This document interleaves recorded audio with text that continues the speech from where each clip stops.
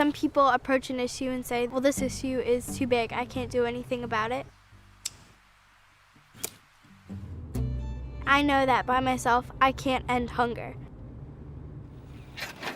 But it doesn't matter how small your actions are, even if you don't realize it at the time, you're making a difference.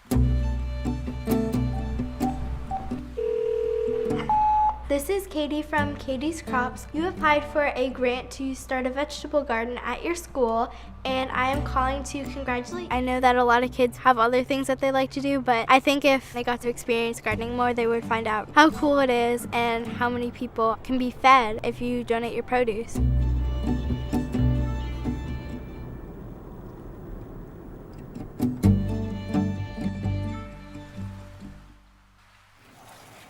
When I was in the 3rd grade, my 3rd grade teacher had signed up for the program where they give cabbages to 3rd grade classes across the country. So I picked out my seedling and brought it home to plant it. I just watered it every day, took care of it. When my friends came over and they're like, oh my gosh, Katie, look how big your cabbage is. It just kept on growing until it reached 40 pounds. This little light bulb went off inside her head and she said, Mommy, Daddy, I know what I want to do with a cabbage.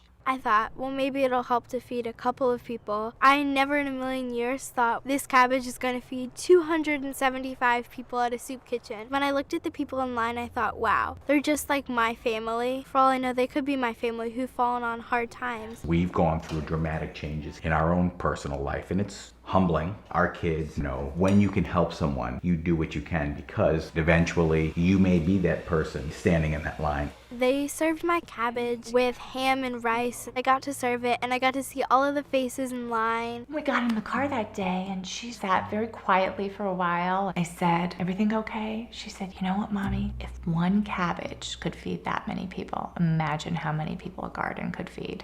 Right now we are at the Pinewood Garden, which is my largest garden. The land that we're on belongs to the school, but they allow me to have a garden here and manage it. I had been donating to the only soup kitchen in the Somerville area, and then they shut down because of financial problems.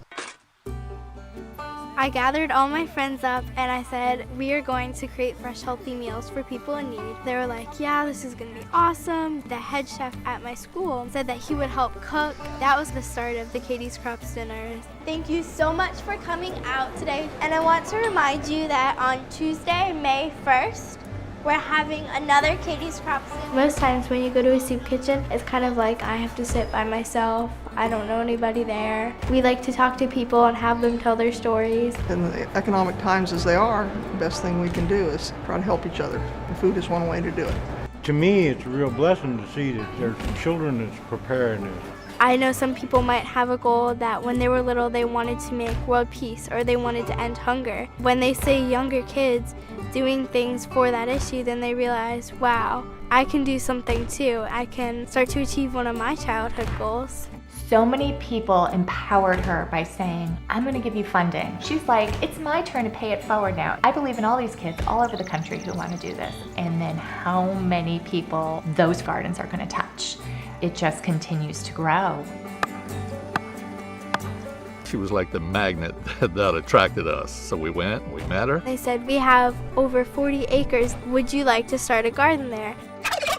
She's had people contact her from across the country. What can we donate? What do you need? People you don't even realize how they're seeing it. How are they getting the information? We've picked up so many amazing team members that I couldn't do this without. It's grown so much and I foresee it growing so much more into the future.